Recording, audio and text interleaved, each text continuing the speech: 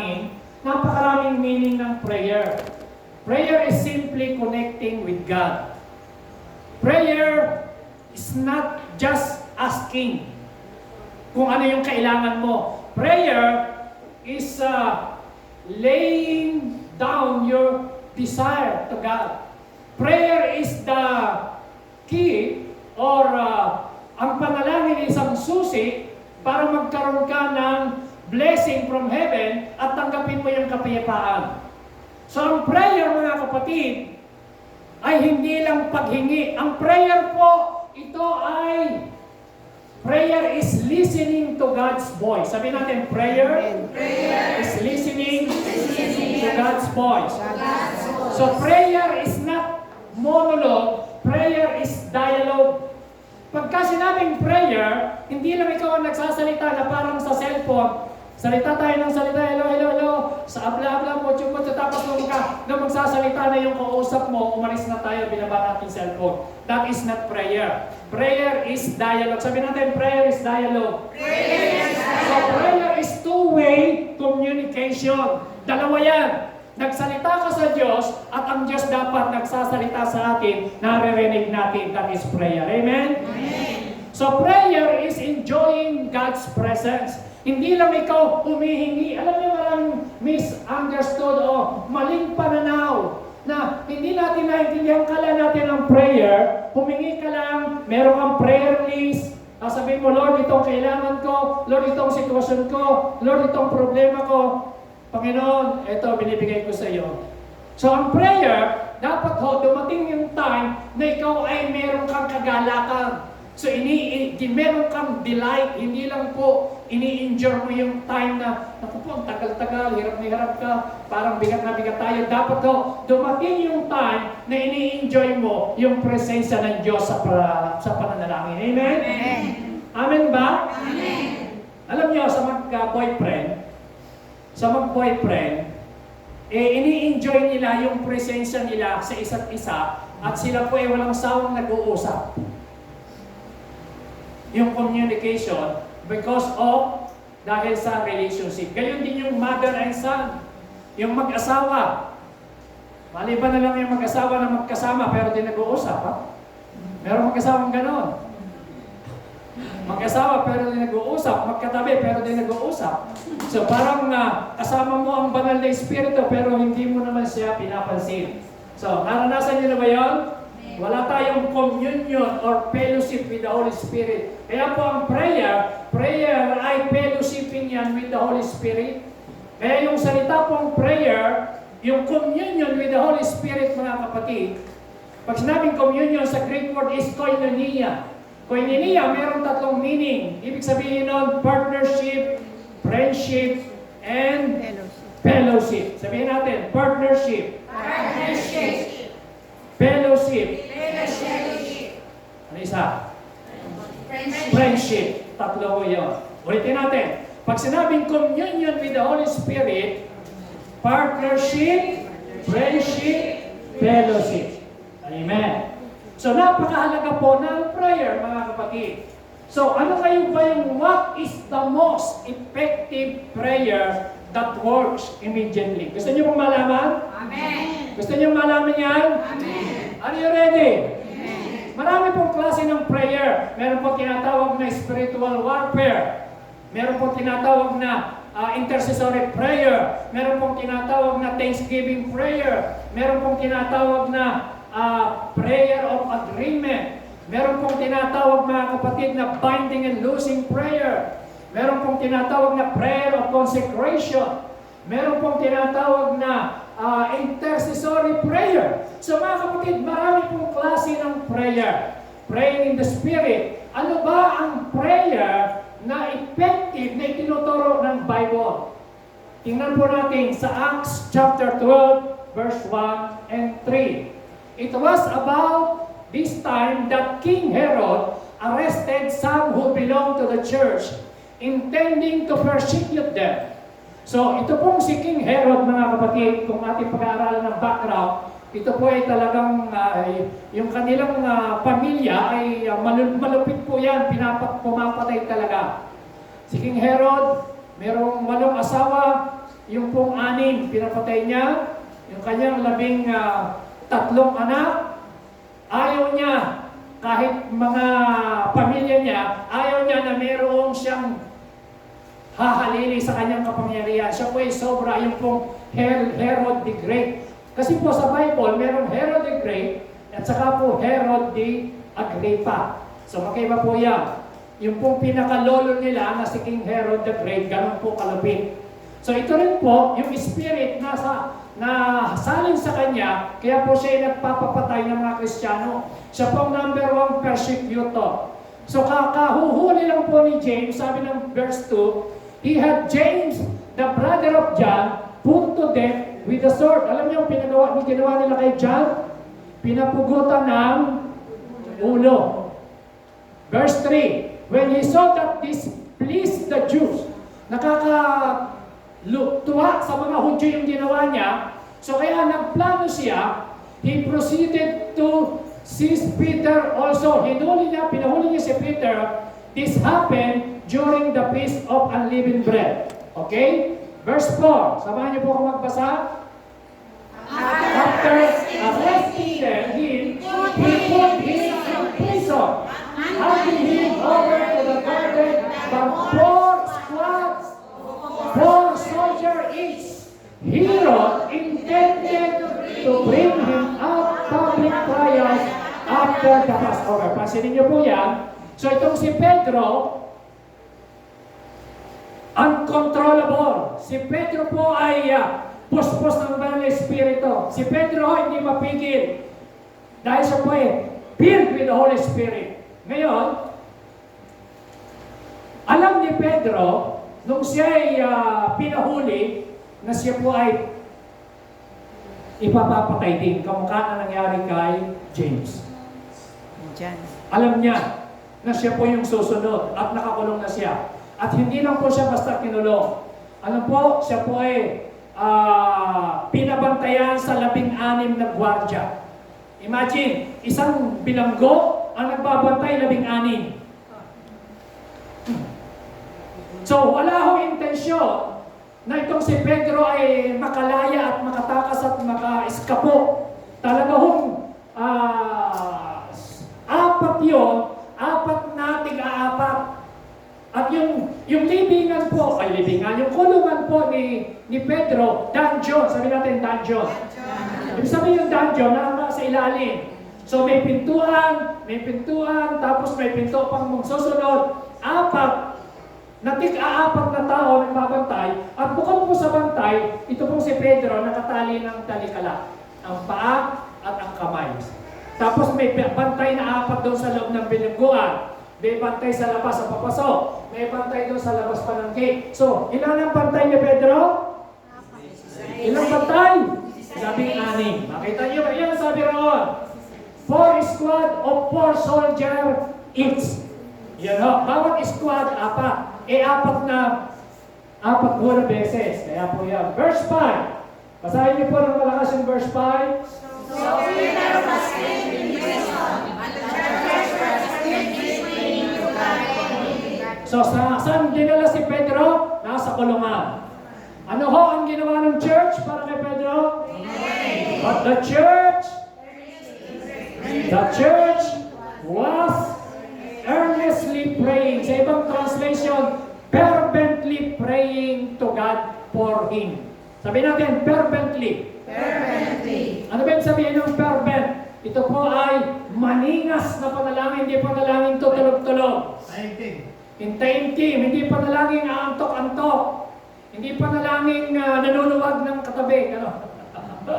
Hindi panalangin kinabukasan ng amen. Ito ay prayer na fervent prayer. Sabi niyo, fervent prayer.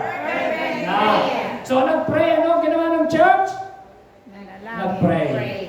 So hindi po sila nag-rally. Hindi po sila punta sa harapan ng kulungan at may dalang mga placard. Palayain si Pedro. Hindi po ganun ang ginawa nila. Anong ginawa ng church? Nag-pray. Sabi na, basahin po ulit natin verse 5. So Peter was kept in prison, but the church was earnestly praying to God for him. Nung siya pinanalangin, ano nangyari? Verse 6, that night, before Herod was to bring him to trial, Peter was sleeping between two soldiers, bound with two chains.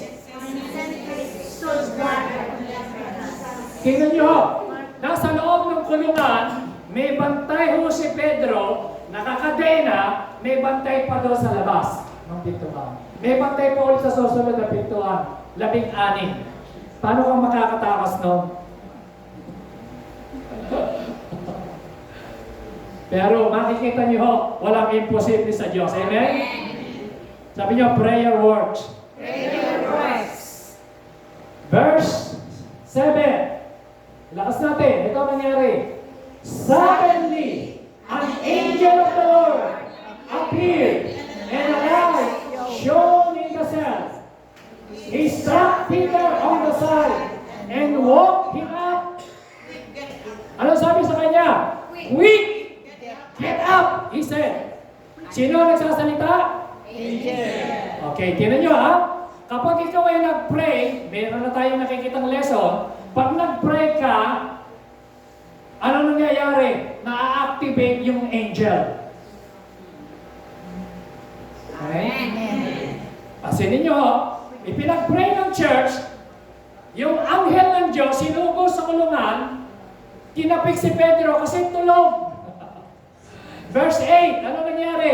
Then the angel said to him, put on your clothes and sandals.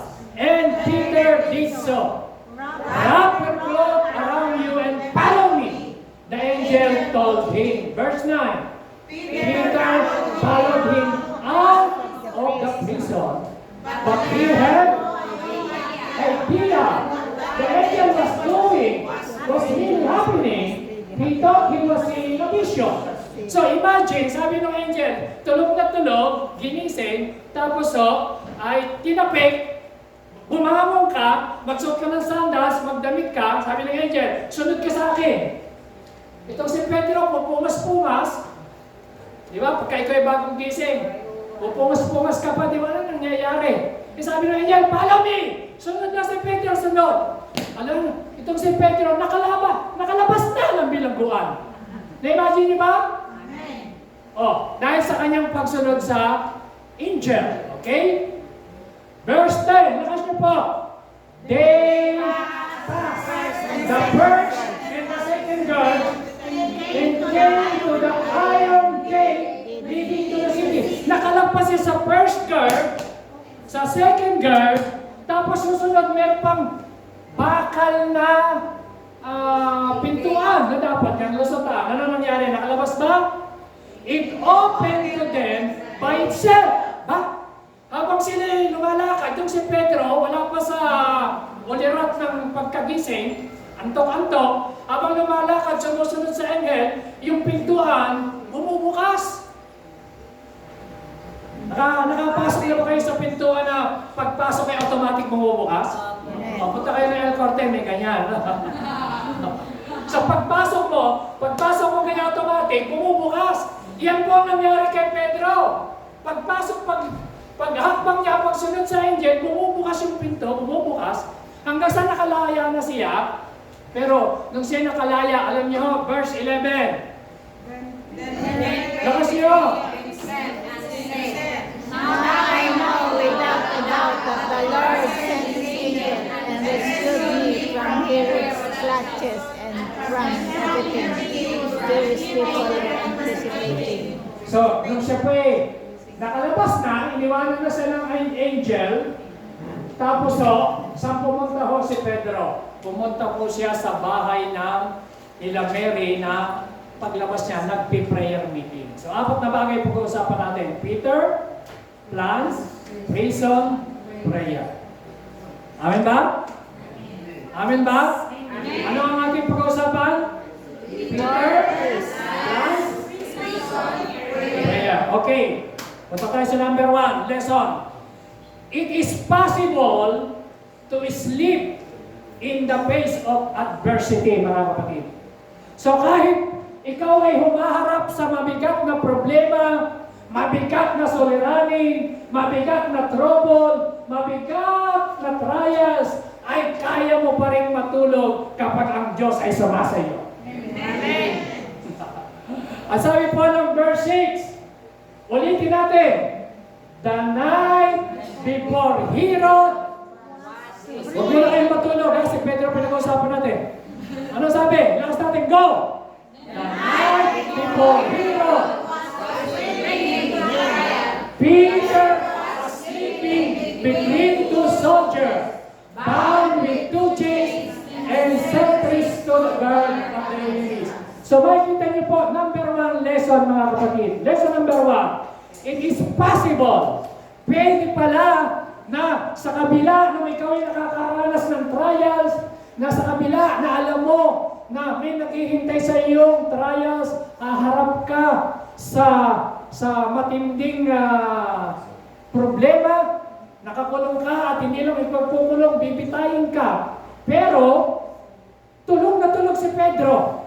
So mga kapatid, ang lesson, possible na ikaw ay merong kapayapaan in the midst of adversity, even in the midst of storm, even in the midst of trial, even in the midst of problem, ay meron kang masarap na pagtulog kapag ang presensya ng Banal na Espiritu ay nasa sa iyo. Amen?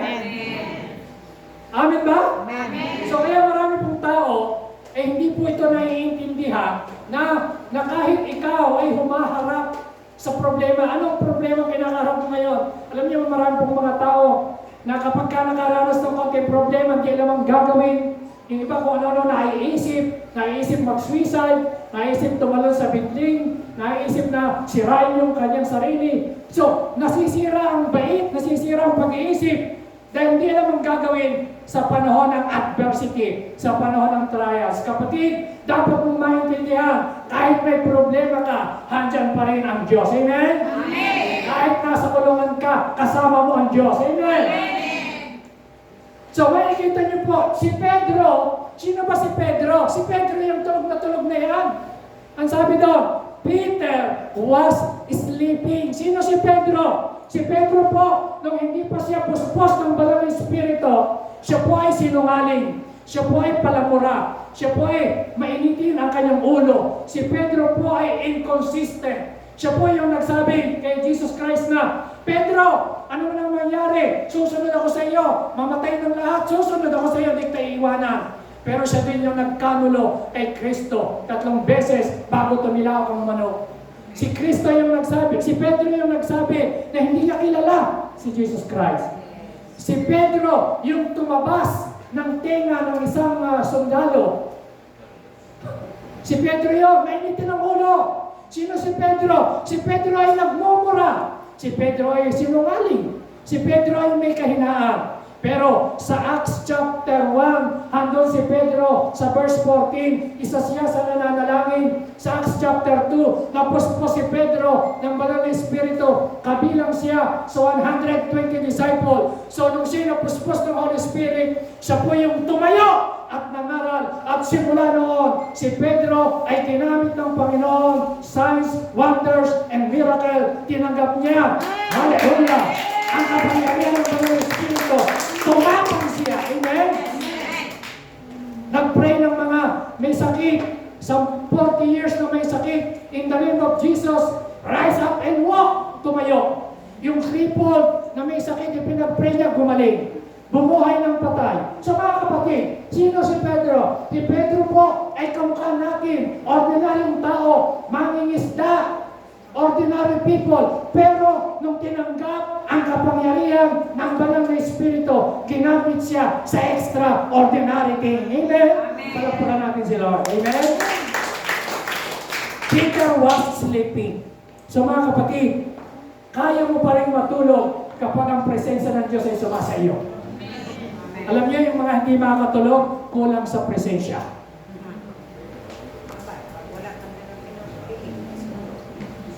Amen? Eh, Pastor, paano yung natutulog kahit nasa loob ng church? Sobra yan.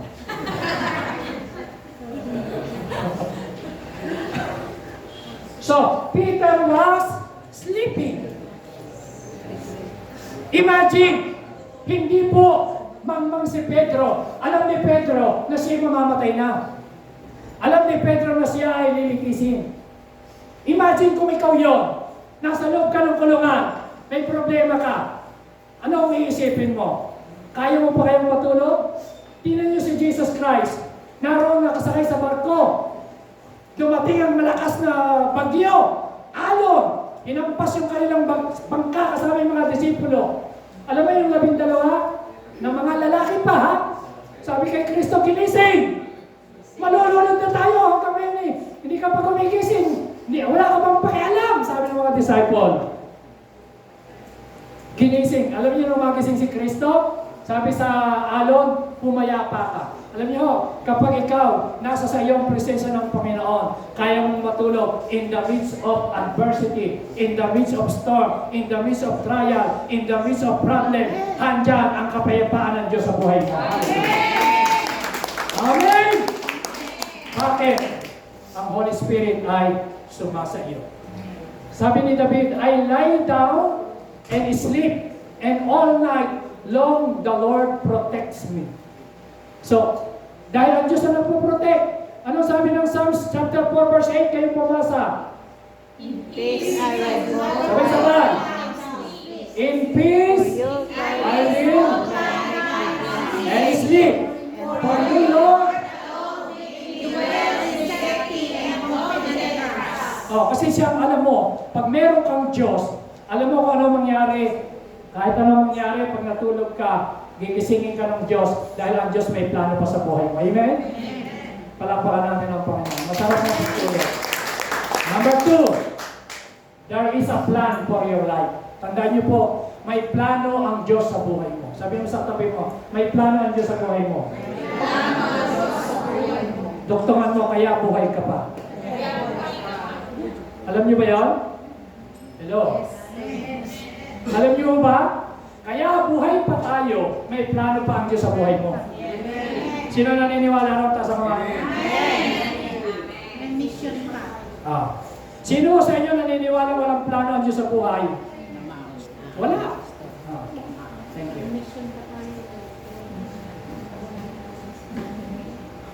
Amen? Tingnan niyo ho, si James, bakit napugutan ng ulo? Tapos na ang mission niya. Disipulo rin yun. Si Pedro, bakit hindi po siya napugutan ng ulo at nabuhay pa siya at nakalaya pa siya dahil may mission pa siya? Yan yung po sabi ng Bible. Acts chapter 12. At the time, King Herod caused terrible suffering for some members of the church. He ordered, sino nag-order ng arestuhin siya? Si Herod. So si Herod, mga kapatid, nagre-represent yan ng demonyo, ng kaaway. Ano ang plano ni Herod? Si Pedro, ikulong, litisin, para ipapatay. Gusto ko sabihin sa inyo mga kapatid, ang plano ng kaaway sa tao to steal, to kill, and to destroy. John 10:10. So dapat nyo po itong maintindihan, makinig kayo. Kapag ang buhay mo nagkakawindang-windang, kapag ang buhay mo hindi nilunubayan ng sakit at problema, kapag ang buhay mo ay marami kang nararanasan sa buhay mo kasi gusto ni Satanas na madistract ka, gusto niya na ikaw ay mamatay, gusto niya na ikaw ay magkasakit, gusto niya na ikaw ay hindi maging born again, gusto niya na hindi ka makakilala kay Lord, gusto niya na hindi ka makapunta sa langit, gusto ni Satan pumunta ka ng impyerno, gusto ni Satan na huwag mo siyang tanggapin ang Lord bilang Panginoon tagapagligtas. Kaya iyan ang plano ni Herod. Gusto niya si Pedro pigilan sa pangangaral ng salita ng Diyos. Kasi po, first preaching ni Peter, 3,000 got born again. Second preaching, 5,000 na born again. Maraming mga nakakakilala sa Diyos. So, ang ginawa ni Herod, pinakulong. Kaya meron siyang plano. So, may plano si Herod, pero sabihin ko sa iyo, yung plano ng Diyos ay greater than the plan of Herod. Amen? Yung plano ng Diyos, yung plano ng kaaway sa tao, na ang tao'y wasakin, na ang tao'y sirain, na ang tao'y pigilan, yung plano ng Diyos ay mas greater, mas makapangyarihan sa iyo, kapatid. Kaya buhay pa tayo ngayon, kaya malakas tayo ngayon, kaya handito pa tayo sa lupa. Ibig sabihin, may plano pa ang Diyos sa buhay mo. Sabihin mo sa katabi mo, may plano ang Diyos sa buhay mo. Hallelujah! Ano ba? So, there is a plan for your life. Hindi po ito nakikita ng karamihan. Nakala ng iba. Alam niyo mga kapatid, yung mga tao na nakakaranas ng sunod-sunod na problema, that is a sign na may plano ang Diyos sa buhay mo. Amen. Hello? Amen. Bakit? Gusto ni Satanas na ikaw ay maigupo. Gusto ni Satanas na manghina ka. Gusto ni Satanas na manglupaypay ka. Gusto ni Satanas magkasakit ka. Pero ang gusto ng Diyos, yung sitwasyon mo na yan, in the midst of your trial, problem, lumapit ka sa Diyos at yun ang makikita, may plano pala ang Diyos sa buhay ko. Oh, anong sabi ng Panginoon? Ilakas po yan. Basahin nyo lahat, everybody. Read. Right.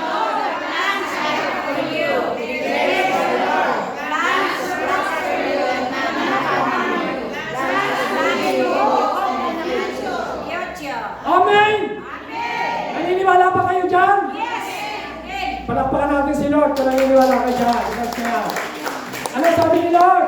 I know the plans I have for you.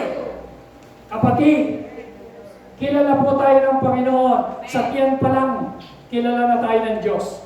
Alam ng Diyos ang ating nakalipas, alam ng Diyos ang ating background, kilala tayo ng banal na Espiritu.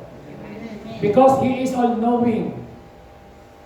Alam niya, at may plano ang Diyos sa buhay mo. Kaya pilit tayong hinahadlangan ng kaaway. Kaya kung hindi mo alam, yung plano ng Diyos sa buhay mo, pag pumayag ka sa ginagawa ng kaaway, hindi tayo magtatagumpay. Kasi alam niya, kapag ikaw ay nagtagumpay, maraming masising. Example, bakit ho, makinig kayo, si Moises, lahat ng ipinanganak sa panahon nilang lalaki ay ipinapapatay ni Paraon. Bakit? Sino si Moises? Si Moises, may plano ang Diyos na gagamitin para hanguin ang milyong-milyong Israelita sa pagkaalipin sa Egypt going to Promised Land. Bakit nung ipinanganak si Jesus Christ ay inutos ni Herod, ni King Herod, na lahat ng ipinanganak sa edad na 2 taon ay patayin ang mga lalaki kasi alam niya na nabalitaan niya na ipinanganak ang tigapagligtas. So may plano ang kaaway, pero masikip ang plano ng Diyos. Amen?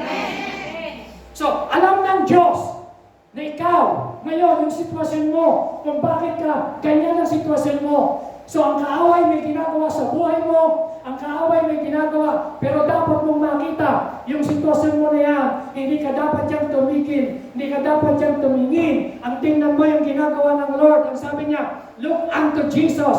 Look unto Jesus. May plano ang Diyos sa pamilya mo, may plano ang Diyos sa sarili mo, may plano ang Diyos sa buhay mo. Kaya ka ikaw ay gifted, kaya ka talented, kaya ka pala maraming wisdom dahil may plano ang Diyos sa iyo. Sabi ni Lord, I alone knows plans for you. I have for you, sabi niya, plans to prosper you, not to harm you. So plano ng Diyos, hindi ka biguin, hindi ka saktan, hindi ka pahirapan. Ang sabi niya, plans to prosper you, plans to prosper you, plans to prosper you, plans to prosper you, plans to prosper you, plans to prosper you, plans to prosper you, not to harm you, plans to give you hope and future, plans to give you hope and future, plans to give you hope and future, plans to give you hope and future, plans to give you hope and future. Alam ko natin sila.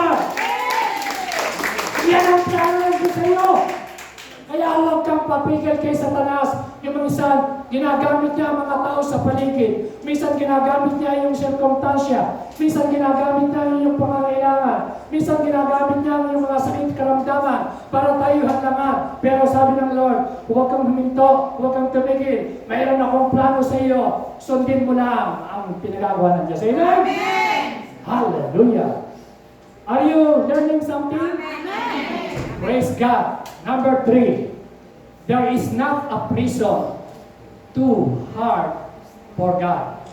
Wala hong mga kulungan na napakahirap buksan ng Panginoon. Amen? Amen. Tingnan niyo ang sabi ng verse 4. Kayo bumasa.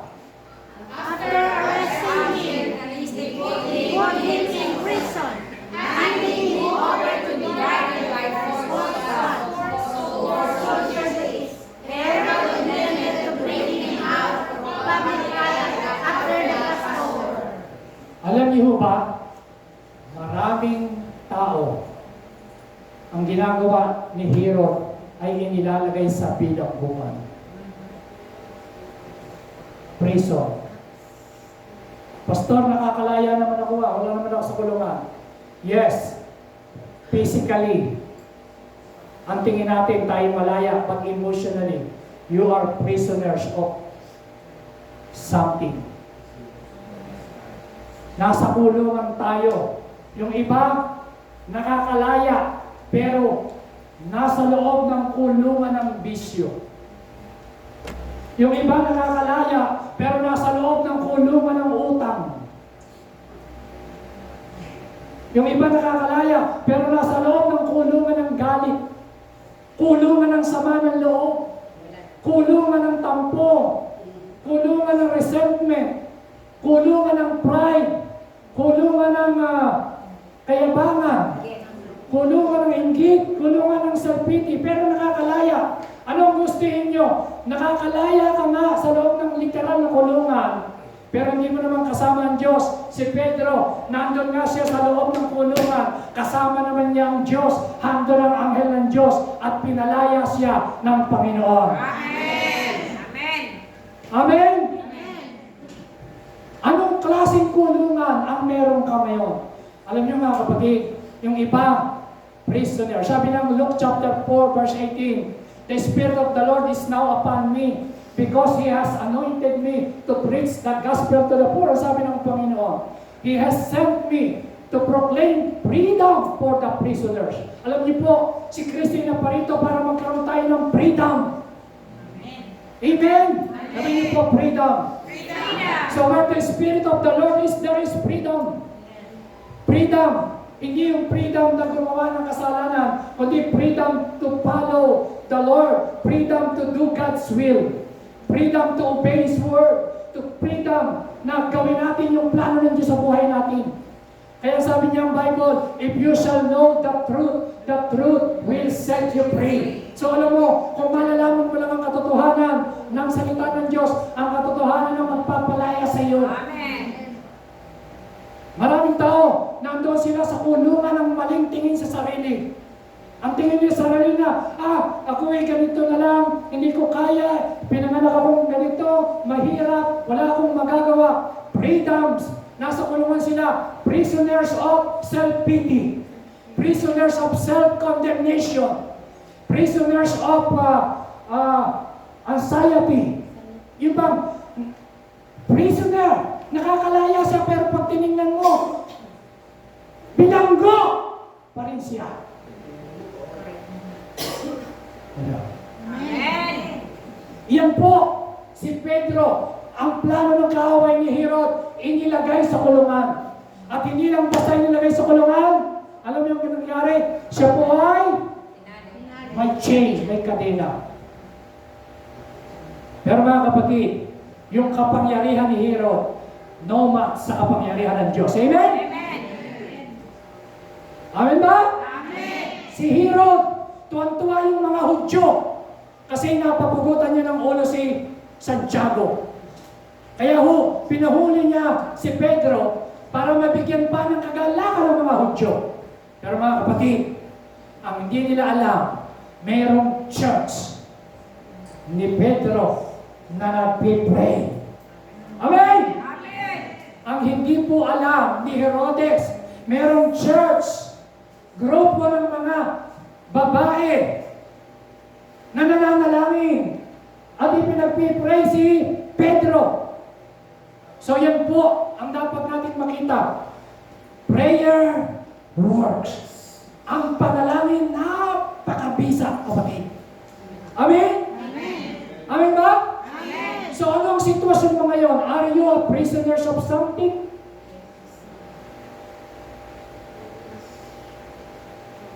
No. Okay pa ba kayo? Amen. Ha? Buhay na buhay, Pastor. Si Pedro ay nakulong, hindi dahil may ginawang masama. Si Pedro ay nakulong, hindi dahil nagkamali o nagkasala. Si Pedro po ay nakulong dahil gusto ni Herodes na pigilan, hadlangan yung plano ng Diyos sa buhay niya. Amen. Kapatid, kung ikaw ay nasa loob ng kulungan ngayon, hindi ka makalabas-labas dyan. Ibig sabihin, mayroong naghihintay na napakalaking plano ang Diyos sa buhay mo. Naalala niyo po yung istorya, yung palaka. Nandoon sa loob ng balon. Yung palaka. Nandun sila hindi makalaya, enjoy na enjoy sa loob ng balon. Yes, may tubig. Pero sabi nila, kinakailangan makaalis tayo rito sa ating balon. Nag-usap-usap ang palaka. Kailangan makalaya tayo sa balon. Alam niyo yung ginawa ng bawat isa. Nagkaisa silang tumalon. Alam niyo, pagtalon nila, doon nila tumambat sa kanilang paningin. Meron palang napakalawak na naghihintay sa kanila na bukirin, pananin, malawak na mga may magandang tanawin, napakalawak na pagpapala nung sila'y tumalon at umalis sa balon. So mga kapatid, gusto kong sabihin sa inyo, sa Bible, si Joseph, nung siya po'y hinulog sa balon, are you with me? Amen. Nung hinulog siya sa balon, akala ni Joseph nung katapusan niya ng buhay niya, lahat ng tingnan niya, no way out. Pero mga kapatid, si Joseph, merong isang pelikang walang takip. Pagtingin niya sa taas, may Diyos. Amen? Amen. Amen! Amen. Ang itong si Joseph, dahil may plano ang Diyos kay Joseph, dumaan siya. Sino ang nag-persecute sa kanya? Sino nag-hit siya sa balon? Sarili niyang mga kapatid. Kinaingitan siya. Pero si Joseph, may plano ang Diyos sa buhay niya. Habang siya sa balon, habang siya nasa balon, I believe, nananalangin siya. I believe, pinangahawakan niya yung kanyang vision, yung kanyang panaginip. Dahil may vision siya. Amen? Amen. Amen ba? Amen. Pero, hindi doon natapos ang kanyang problema. Si Joseph, dahil nakatingin siya sa Diyos, hindi po aksidente na mayroong dumaang mga Ismailita at saktong-sakto kung saan nandoon si Joseph. Doon dumaan ang mga Ismailita patungong Egypt. At sabi ng mga kapatid, kuhanin na lang natin si Joseph at ibenta natin sa Potiphar. Imagine, ano nangyari kay Joseph? Nakaahon sa balon. Amen ba? Pero pagka ahon niya sa balon, pagdating ho, naglilingkod na sa bahay ng Potiphar, may sumunod na problema. Sabihin mo sa katabi mo, pagkatapos ng isang problema, Tapos siya sa may problema. kasunod pa. May kasunod pa. Naniniwala ba kayo doon? Amen. Naniniwala ba kayo doon? Amen. Pagkatapos ng isa, may kasunod. Amen! Amen. Sabi ng iba, Pastor, akala mo pamumuhay Kristiyani, ang buhay ng Kristiyani masaya tunay. Yes, masaya, dahil nasa iyo ang Panginoon. Amen? Amen. Pero hindi ho sinabi ng Bible na kapag naging Kristiyano ka, wala ka ng problema. Ang pangako ng Bible, walang problema na tumating sa iyo na hindi mo kaya. Pag may problema ka, kaya mo, magtatagumpay ka dahil kapit ang Diyos. Hindi ka bibigyan ng problema na hindi mo kaya. Yan ang pangako ng Bible. Yes. Amen? Amen. Pagdating doon sa naglilingkod sa kay Potiphar na bahay, nakrasan ng asawa ng Potiphar. Itong si Joseph, dedicated sa Panginoon. Gumawa ng istorya kasi nagsiserve siya. Tapos siya daw po sumigaw nang siya po tumanggi itong si Joseph na sumiping sa kanya. Alam niyo nangyari? Wala siyang kasalanan, napunta ng prison. Sabi niyo po, prison. Praise the Ano nangyari kay Joseph? Nakulong. So mga kapatid, kamukha ni Pedro, asan si Pedro? Nakulong. Amen ba? So hindi ibig sabihin, pag nandun ka na sa loob ng kulungan, hindi ka na makakalaya, hanggang dyan na lang ang buhay mo. Kapatid, makinig ulit kayo. Hindi po ibig sabihin, kung ngayon, you are prisoners of vices, kaya kang palayain ng Amen? Amen! Hindi ibig sabihin, kung prisoners ka ng mga sirkumstansya, ng mga nangyayari sa buhay mo, hanggang ka na lang kamukha ni Joseph. Walang kasalanan, pero nakulong. Pero paano siya nakalaya? Dahil meron siyang dreams, may vision, na naginip po ang paraon, walang makapag-interpret. Itong si Joseph, yung nakasama niya sa kulungan, yun po, yung unang nakalaya, dalawa pong nakasama niya, isang tigapagsilbi ng alak, at isang baker, at alam niyo po, yung tigapagsilbi ng alak, sabi ho ni Joseph sa kanya, kapag nakalaya ka na, alalahanin mo ako. Pero alam niyo mga kapatid, nung si yun ay nakalaya, nakalimutan si Joseph sa loob ng kulungan. Alam mo mga kapatid, sabihin mo sa katabi mo, may mga pagkakataon, makakalimutan ka Nakalimutan ka. ng iyong kaibigan, Ng iyong kaibigan. ng iyong inaasahan. Ng iyong inaasahan. Yes! Amen? Amen. Pero hindi ka nakakalimutan ng Diyos. Amen. Amen! Amen ba? Amen. Parang hindi kayo, amen! Amen. Can you say amen to that? Amen. Pwede ba palakpakan sila? Oh. Nakalimutan, nakalaya. Nakalaya na.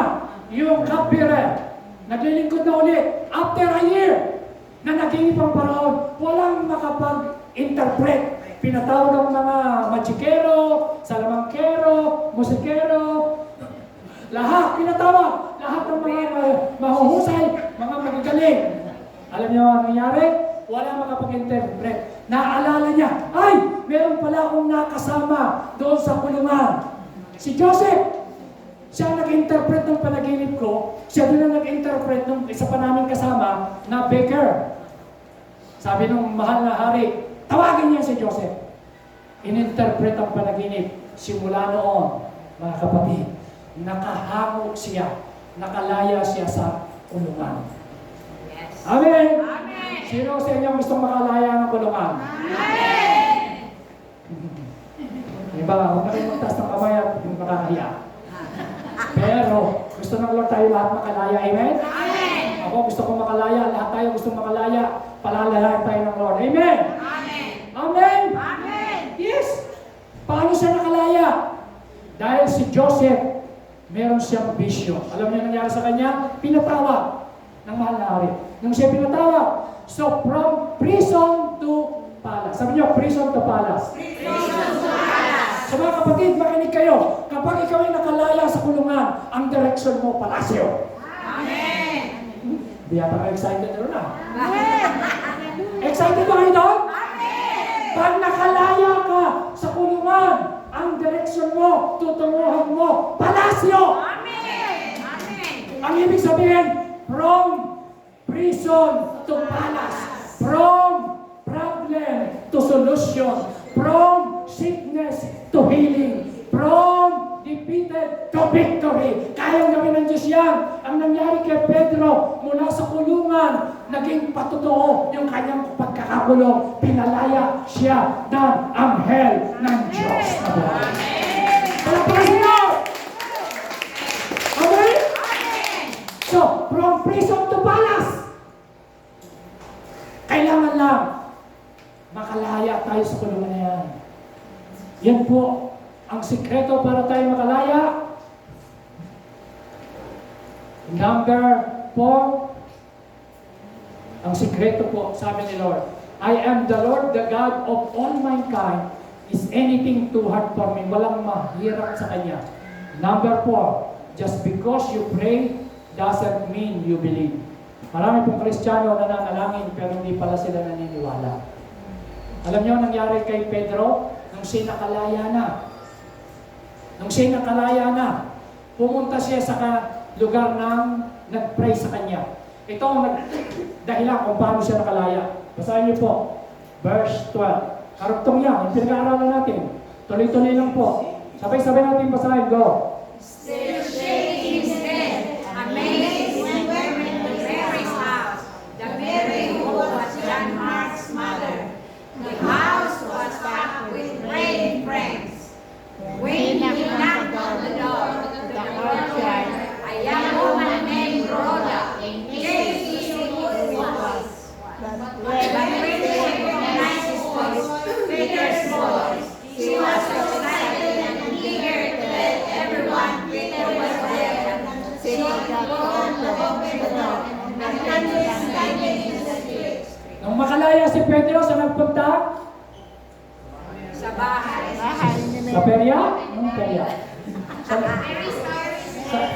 Saan nagpunta si Pedro nung makalaya? Sa Mary's house. Anong ginagawa ng tao roon? Ha? Pray. Puno ng tao ang ginagawa. Nagpe-pray. So mga kapatid, yan yung susi kung paano nakalaya si Pedro. Sabihin natin, prayer works. Prayer works. Punong-puno ng mga nananalangin, mga babae, kaya lang, ito ang problema. Itong mga nagpipray, tinugon na ang kanilang panalangin, hindi pa sila makapaniwala. Alam niyo ba mga kapatid, ganyan ang nangyayari sa atin minsan. Nagpipray tayo, pero hindi naman tayo nag-expect ng sagot sa panalangin natin. Nung si Pedro kumakatok na, gumaganyan na sa pintuan, when he knocked on the door, itong si Rhoda, kasi po yung pintuan nila, alam niyo, di ba yung mga bahay natin may malinggit na botas? Doon nasisilip mo kung may tao. So, tiningnan ni Rhoda, si Pedro, hindi nga niya pinagbuksan. Kung hinabol niya, nahuli pa. Hindi pinagbuksan. Tapos, bumalik siya sa mga kasamahan niya nagpipray. Hoy, mga kapatid, sisters, sabi niya. Si Pedro nasa labas. Alam niyo, ang sabi ng mga kasama niya sa prayer meeting, crazy! Nawawala na yata ito ng sa kaisipan, crazy. Ano ka ba? Crazy ka ba? Oh, yan ang sabi sa kanya sa Bible. Tingnan niyo. Verse 15, lakas niyo. But they would not believe her. Ano sabi? Dismissing her report. Ano sabi? You are crazy, they said. They still won't believe her. And said, it must be angels. Baka hindi si Pedro yan, baka anghel yan. Ano ka ba? Crazy ka ba? Mga kapatid. Amen. Amen. Hindi ibig sabihin, may mga Kristiyano po kahit nagpipray, pero hindi naman sila nag-expect ng sagot sa panalangin nila. At pag sinagot ng Diyos, hindi makapaniwala. Ang sabi pa kay Rhoda, ano ka ba yan? Crazy ka ba? Ano ba yung sabi crazy na nawala na sa kaayusan, sa katinuan? Bakit? They still wouldn't believe. Amen. Amen? Amen. Mga kapatid, kapag ikaw ay nananalangin, ang number 1, mag-pray ka pero maniwala ka sa iyong pinag-pray. Amen. Sabi ng Bible, whatsoever you ask when you pray, believe and you shall receive. Yan ang sabi ng Word of God. So pag nagpipray ka, nagpipray tayo ng breakthrough, nagpipray tayo ng revival, nagpipray tayo ng healing, nagpipray ka ng miracle kay Lord. Lord, pagalingin niyo po ako. Tapos mamaya, hindi siguro ako gagaling. Nagpray ka pa. Ha? Lord, bigyan mo ako ng blessing. Tapos mamaya, imposible siguro ako makakaroon ng blessing. Yan ang nanging problema nila. Pero gayon pa man, tinugunan ng Diyos yung kanilang panalangin. Amen? Kasi kaya tinugunan ng Diyos yung kanilang prayer, kasi po, yung prayer nila ay very perfect. Sabi ng verse 5, Acts 12 verse 5, lakas niyo po. So, Peter kept in prison, but perfect prayer for him was persistently made to God by the church assembly. Alam niyo po, kaya ako tinugon ang prayer nila, kasi po yung prayer nila is fervent prayer. Sabi niyo po, fervent prayer. Fervent prayer. So, maniingas na panalangin. Hindi mo basta prayer na, kundi prayer na may apoy. Sabi niyo, pray with fire. Pray with fire. Sabi mo sa katabi mo, sister, pray with fire. Sister, pray with fire. Sabi mo sa likod, pray with fire. Pray with fire. Panalangin may apoy. Amen? Amen. Nakakita na ho ba kayo ng panalangin? Nakakita na ba kayo na nag-aapoy na nasusunog? Nakagubatan o bundok nasusunog, di ba? Fire! So alam niyo yung panalangin nag-aapoy, hindi yung antok-antok, tatamad-tamad, tutulog-tulog. So kung gusto mo talaga ng miracle ng Diyos, mga kapatid, ang Diyos sumasagot miraculously, pero kinakailangan mo mag-pray fervently. Amen. Sabi niyo po, fervent prayer. Fervent prayer. Sino ang pinag-pray?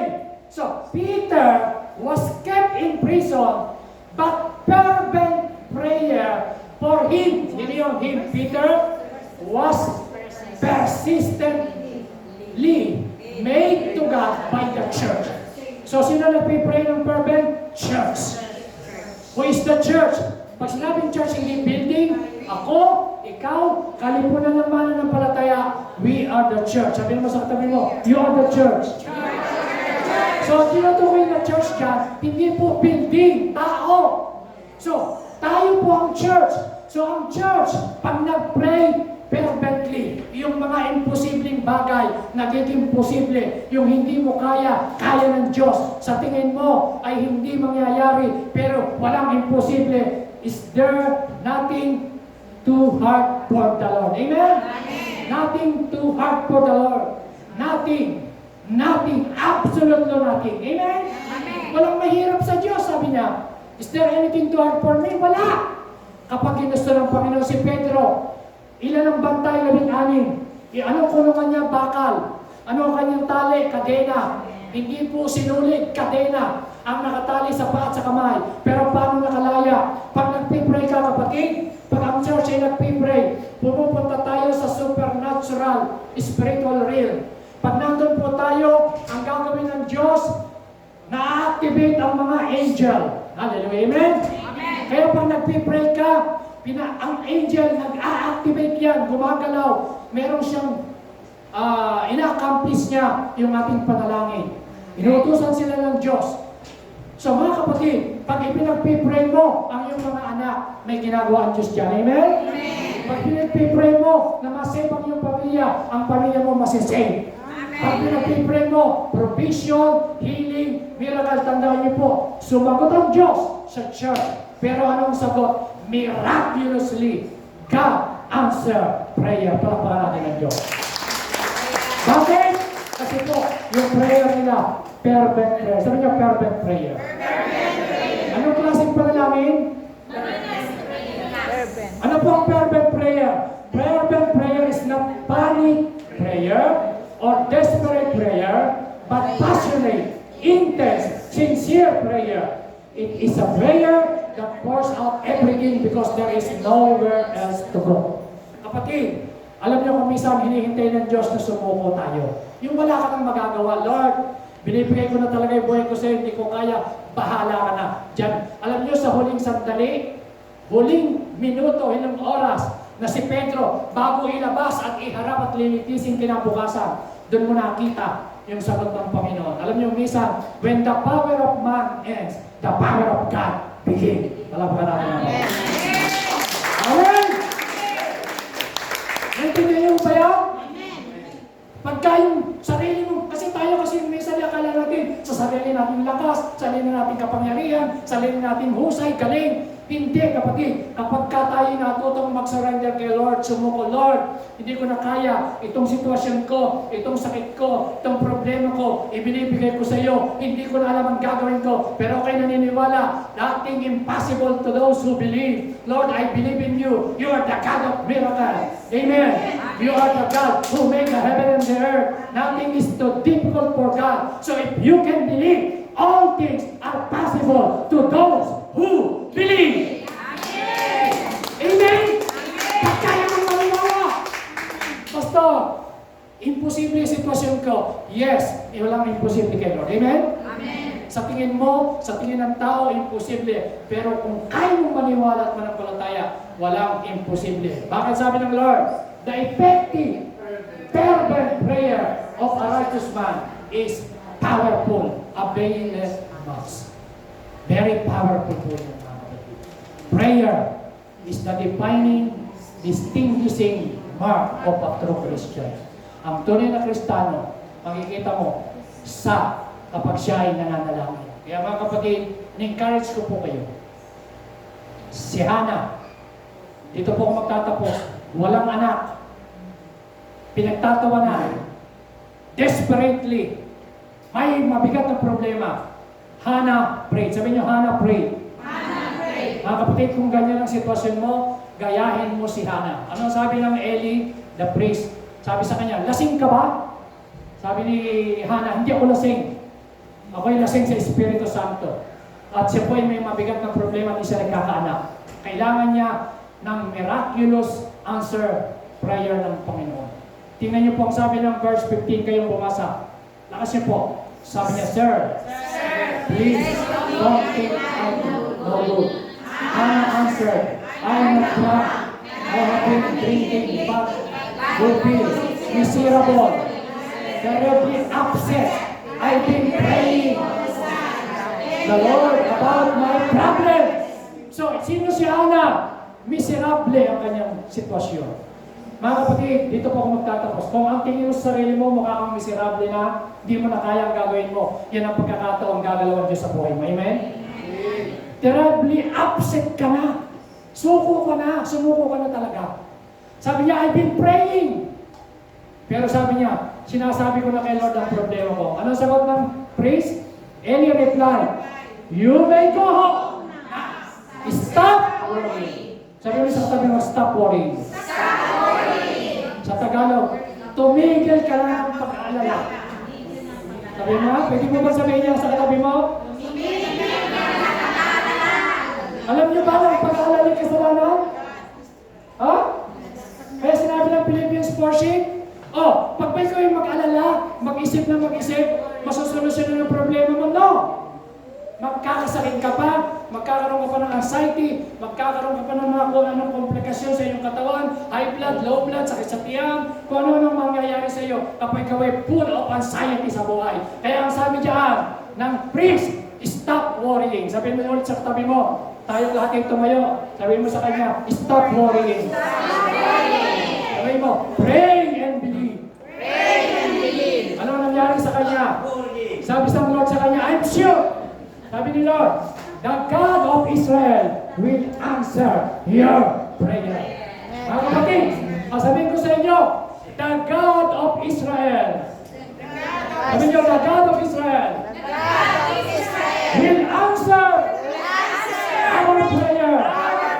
Ilakas natin, sabi natin, the God of Israel is my God, is my Lord, will answer our prayer. Palakpakan natin ang Lord. Bakit? He is the same God. He is the same today and forever. So mga kapatid, kaya po sina-challenge ko po kayo. Mag-join po tayo sa ating overnight. Sa ating pong 21 days fasting and prayer. Yan. Sumali po.